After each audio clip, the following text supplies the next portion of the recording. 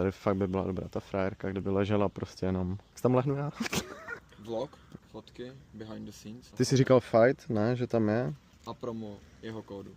Které je tvoje? Kubovo, To má z toho kódu, že? Batfall 5?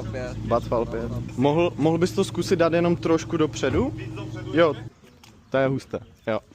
Když už ty budeš tady, tak Kuba může na tebe mávat, víš co, z vrchu a půjdeš za ním. A dneska jsme u Kuby Batfalského doma, takže pojďte s námi. Nádherný barák. Tak co vede? Starám se vám o to jako vlastní. Teď mám přímo z kamery, víš, odposlech, takže já úplně slyším real přesně, jak to bude na tom videu. Okay.